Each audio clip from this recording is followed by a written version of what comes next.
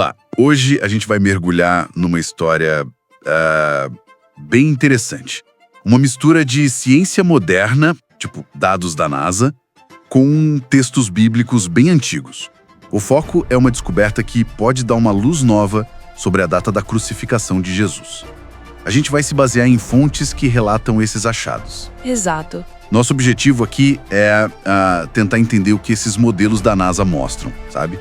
E como isso conversa com o que a Bíblia descreve sobre o céu naquela época. Uma viagem aí pela história, religião e ciência. Com certeza. Ok? Vamos lá. A grande questão gira em torno de modelos astronômicos da NASA.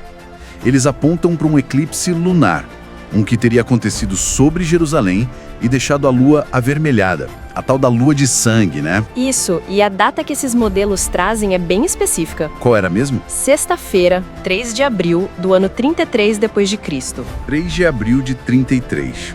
E essa data é importante porque muitos estudiosos já ligavam ela à crucificação. Então essa coincidência astronômica chama muita atenção. Sim. E o que é fascinante aqui é entender o fenômeno em si, né? A lua de sangue. Ela acontece num eclipse lunar total. É quando a Terra passa exatamente entre o Sol e a Lua. Certo. Aí a sombra da Terra cobre a Lua, mas a luz do Sol que passa pela nossa atmosfera é filtrada. E os tons vermelhos são os que mais chegam lá, tingindo a Lua dessa cor. Entendi. E como isso se liga aos textos? Porque tem aquela passagem famosa em Mateus, né? Qual delas? Mateus 27, 45. Fala que teve uma escuridão, trevas cobriram toda a terra, do meio-dia até as 3 da tarde, durante a crucificação mesmo. Isso não é um eclipse lunar. Não, isso não é. Eclipse lunar só acontece à noite com a lua cheia. Essa escuridão ao meio-dia é outra coisa.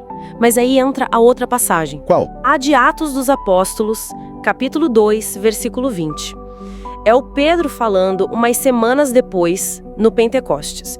Ele cita uma profecia antiga, lá de Joel. O sol se tornará em trevas e a lua em sangue antes que venha o grande e glorioso dia do Senhor. Ah, interessante.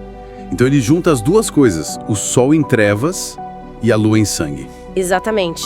E ele está falando isso uns 50 dias depois da crucificação, usando essa profecia para explicar algo que talvez as pessoas tivessem testemunhado ou ouvido falar. E essa ideia de conectar tudo não é nova, né? Teve uns pesquisadores... Sim, o Colin Humphreys e o Graham Waddington de Oxford. Lá nos anos 90, eles já propuseram essa conexão. Eles que pegaram esses dados astronômicos, que depois a NASA ajudou a refinar e confirmar, e ligaram com essas descrições bíblicas. Qual foi o papel da NASA nisso tudo, mais especificamente? Bom, a NASA confirmou os cálculos, né? Usando a tecnologia deles de rastreamento, eles validaram que sim, teve um eclipse lunar parcial visível de Jerusalém naquela noite, na noite de 3 de abril de 33 DC, logo depois do pôr do sol. A própria NASA até comenta que alguns textos cristãos falam da lua virando sangue, o que bate com a aparência avermelhada de um eclipse. E aqui a coisa fica mais interessante ainda. Tem um texto antigo que não está na Bíblia oficial, né? Apócrifo. Sim, o relatório de Pilatos. Esse mesmo. Nele tem uma descrição da crucificação que diz algo como: o sol escureceu, as estrelas apareceram, a lua parecia sangue. Quer dizer, esse texto parece juntar os dois fenômenos no mesmo evento, a escuridão durante o dia e a lua de sangue à noite. Exato. É essa costura que o Humphreys e o Waddington fazem. Eles argumentam que quando Pedro cita Joel, o sol em trevas e a lua em sangue, ele está se referindo aos eventos daquele dia específico da crucificação, a escuridão das 3 horas da tarde, citada em Mateus, e o eclipse lunar avermelhado que ocorreu naquela noite. E os dados da NASA dão a base astronômica para dizer que essa sequência escuridão de dia, eclipse lunar à noite, é possível para a data de 3 de abril de 33. Faz sentido? Torna a data plausível do ponto de vista astronômico, ligando os relatos. Então, o que a gente tira disso tudo?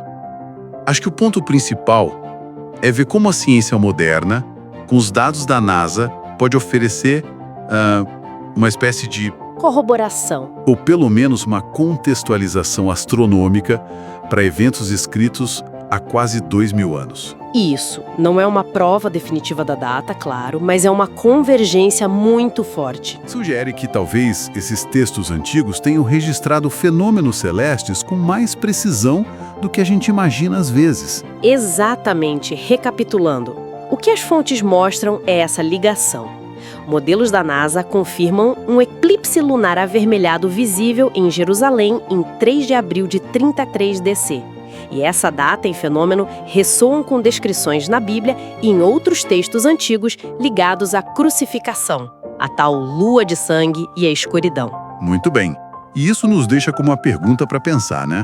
Se a astronomia pode lançar essa luz sobre um evento tão central do cristianismo, descrito em textos antigos, que outras histórias de outras culturas ou religiões podem conter descrições de fenômenos naturais que a ciência, lá na frente, possa nos ajudar a entender melhor, talvez de um jeito que a gente nem imagina hoje? É uma ótima reflexão. Fica aí a questão no ar.